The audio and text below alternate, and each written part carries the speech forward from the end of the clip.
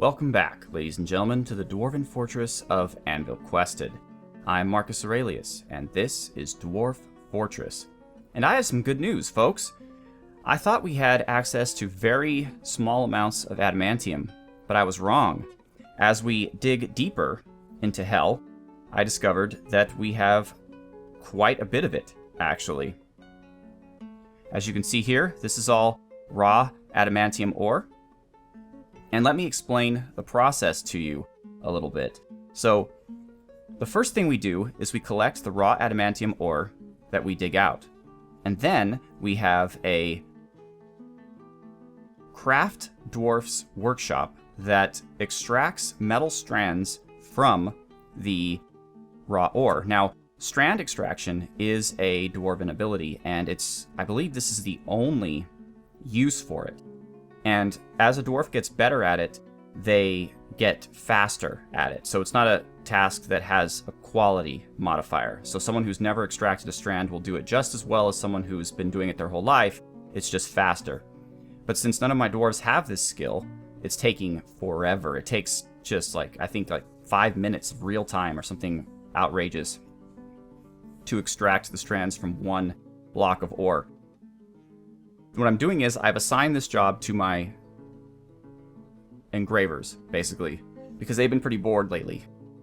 They smooth stone and they engrave, and there's not much of that going on, so they're also extracting strands. So once that is complete, then the thread, the adamantium thread, goes into this stockpile. Now I have to be very careful with this, because adamantium thread can be used by your weaving dwarves to make adamantium cloth, which you can then use to make adamantium clothes. Or the strands can be used to suture wounds at a hospital, so it can be stored in a hospital along with the rest of the thread there. These are not good uses for adamantium because it is such a valuable and rare substance. You certainly don't want to be suturing wounds with it. And any clothing item you make with it, while it will be a very expensive clothing item, very valuable, it will deteriorate like any other clothing item till eventually it becomes useless. Armor, on the other hand, does not deteriorate. So the next step after this, so after I collect the adamantium strands, is I go up here, or down here I should say, and I have one of these smelters making adamantium wafers out of the strands. So they take the strands from there to here, and they smelt them into wafers. And then the adamantium wafers are stored in this stockpile here. And since there's so few of them, I decided not to create a quantum stockpile like all the rest of my bars. I just decided to have a big stockpile here. So as we collect more and more adamantium wafers, then Marcus Aurelius, or Infinite, will be able to utilize them to make adamantium items. So let's show you what we found. So here's the entrance here. We go down here. Now you'll notice that in all cases, it is a 2 by 2, so 4 square room leading down into hell. However, it's not always the same 4 squares, as I'll show you. So in this case, it's only 2. This is a floor here, so there are no squares here. But if you were to dig down here, you'd dig into the magma. So you got to be careful about that. Now this is the same thing. It's 2 by 2, but these 2 are the only 2 that it shares with the one above. These 2 are totally new. So taking that into consideration, I've been very careful to build the staircase. And in this case, it was only 1. And I took care of that. And see this, you can see this down staircase basically goes nowhere. So actually what I should be doing here is building a up staircase. Right there. So that way, when the dwarves come down this way, here, they'll get this up staircase. And so then there's 2 here, and as you can see, I was able to dig out some more adamantium here. So then there's 2 ways down here into this room. Now this is surrounded by the semi-molten rock. So we actually were able to dig out quite a bit of adamantium around here, but again, only 2 ways down, which led to here. So I could, I guess, theoretically channel down here, or actually these 2. So channel down here and here to create more ways down here, but I didn't. So basically, this is the only up-down stairway, and these are 3 down stairways. But you can see this is completely surrounded by semi-molten rock, and this is all adamantium ore that we dug out. So there's not even a chance for magma here because we're below the magma. And then finally, underneath the hatch covers is hell. Now I have decided not to continue my staircase down for the moment, because right now we have some sleet phantoms. And I know for a fact that they can fly, and they're quite dangerous. So I'm waiting for them to go away. Sometimes when demons go away, hell will have a slight time where there's nothing there. And that's when I will go down again. Now what I intend to do is I intend to build this fort very carefully from the top down. So I'm going to build staircases down to this level, and I'm actually going to build the fort hanging from the ceiling, if you can imagine it. And I'm going to build floors here, and I'm going to build fortifications so that my military marks dwarves can stand around this fort and shoot down at creatures around them. Once that is set up, then I will continue the staircase down until I reach the floor, and it'll basically, if you can imagine it, it'll be a giant rectangular pillar going from the entrance to the overworld all the way down to the floor here.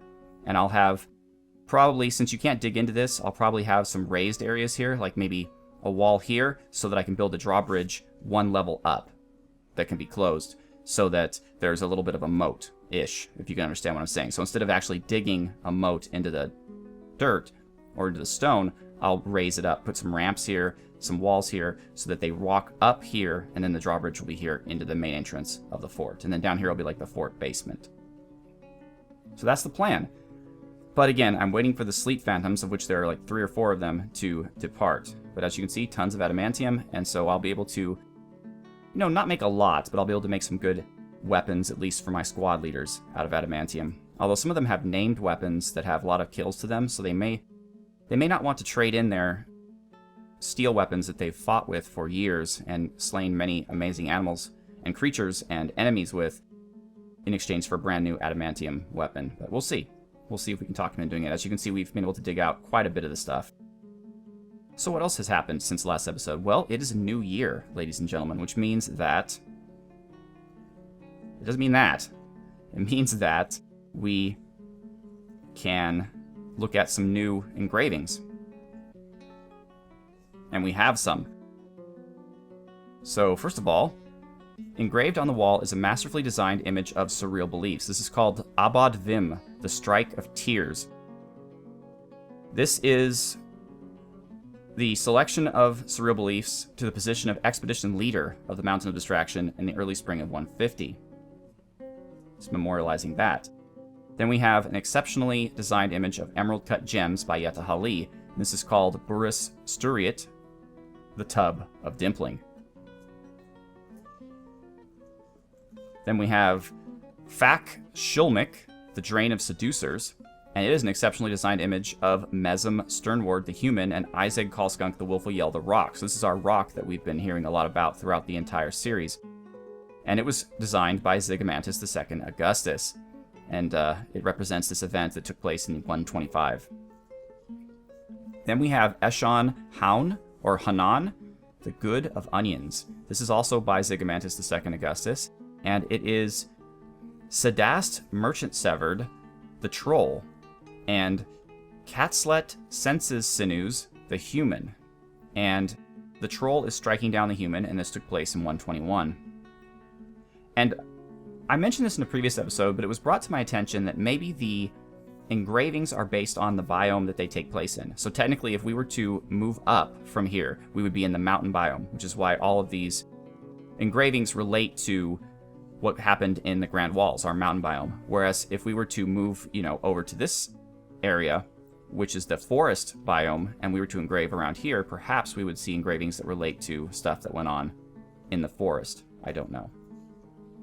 So this is Subilkur, the Robust Eye, and it is an exceptionally designed image of Laugh, Tongs Whisper the Dwarf, and Dwarves by Zigomantus.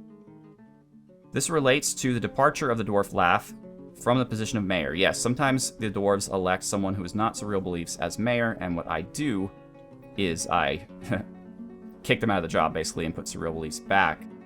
And that happened a number of times. This is commemorating such a event. Then we have Bizol Milol, the Peaceful Messiah, and this is by Yetta Hali, and it's just Marquise cut gems. Then we have Reg Themnal, the Glove of Inconvenience, by Urist McCado, and it is the dwarves refusing surreal beliefs from the departure, or refusing him from the position of mayor. So his departure from the position of mayor. This is when they elected Laugh instead of surreal beliefs. However, surreal beliefs had the last laugh. Ha ha ha ha, laugh. I'm so funny. We've already seen this. I think this is the last one. Kill Rudeling, the Bronze Coasts. This is a masterfully designed image of a totem, which is the symbol of the Mountain of Distraction, as you can see on our beautiful heraldry that Dwarf Comic produced for us. And this is by Zygomantis II Augustus, probably in commemoration of our success against the demons of hell. He has engraved our emblem. And I think we've seen all the rest of these. Yeah. So that's this year's. Now, in terms of other stuff, we have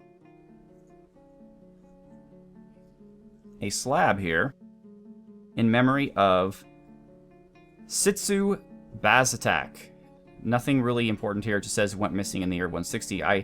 As you all know, I am a number of versions of this game behind where we currently are at. I sincerely hope that in the one that you can go and download right this minute that they have fixed the engravings for enemies and they're not as stupid as this where they have no information and they say that they went missing. Which, if you follow this series, you'll know is one of my big gripes that I can't seem to let go of. But here is the memorial of Captain Communism. This is an exceptional church memorial to Captain Communism, Abdelath. The slab reads, in memory of Captain Communism, born 74, died of thirst in the year 160, creator of matched deserts, the golden rod, Hame of Posts. That is the legendary artifact that he didn't actually make, that he died in the process of making. So technically he is not the creator of that. Another bug in the game, of which there are quite a few, but it's still an alpha, as I continually say. He was a devoted father and husband, and a lover of Claro Opal. And I think I already showed us Ara. Yeah, Lover of Rings. We showed Ara. So that's that. That's all of our new memorials. Another thing that took place during this time is that Steingrim, our friend Steingrim, named his shield. So we're going to inventory. And I believe it is Fashukomnith? Yes, Fashukomnith, a cherry wood shield. It means the mean butterfly, because sometimes butterflies are nasty. This is a masterful cherry wood shield created by Dikiasune. And that's really all that has happened since the last time we watched an episode, but I did want to show you the process of the creation of Adamantium, and also I wanted to show you the process of the creation of Fort Ara down in the Netherworld. We're going to have to start involving our military soon, and dwarves probably will die.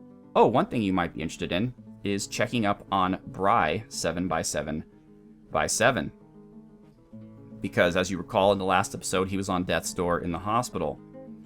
So let's take a look at him. So he's currently collecting webs. It did not take long for him to go back to his usual job, and if we take a look at him, we will see that his ability to grasp is still somewhat impaired, and he still has some bruises, but other than that, he is okay. If you look at his treatment history, he was evaluated again by Krager Kveldcharn. He received a yak hair suture on his left foot. Then he was evaluated again by Krager Kveldcharn, and then he has left foot set into a splint, I guess, by Krager Kveldcharn, and then he received a llama wool dressing on his left foot by Krager Kveldcharn, and a gypsum plaster cast as well. Finally, he was evaluated one last time by Byzantine, and he was given a crutch made out of bayberry wood by Krager Kveldcharn, and now he is back to his day-to-day life. So, Bry is one of the exceptional dwarves in our fortress who was attacked all alone with no escape from a forgotten beast, but lived to tell the tale. And finally, though we are 15 minutes into the episode, why don't we profile a dwarf? So actually I want to go here. 117.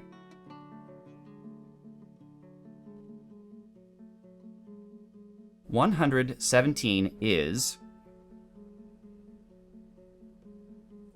Vika. Vika. So let's take a look at Vika. It's not what I wanted. Vika is in an individual combat drill, so she's in our military. Vika has one notable kill, backs Copper Ghouls the Goblin in 159, and she has 7 other kills, 6 goblins, and a troll. Vika is the daughter of Alath and Lorbam, who are not in the fortress. She is currently unmarried. She does have a younger brother, Steingrim. Her aunt is Mina Moonheart, wife of Baldur. Her uncles are Percival and Bucephalus, and her cousins are Gabdora, Azrael II, and Barry Lafreak. No enemies. All right.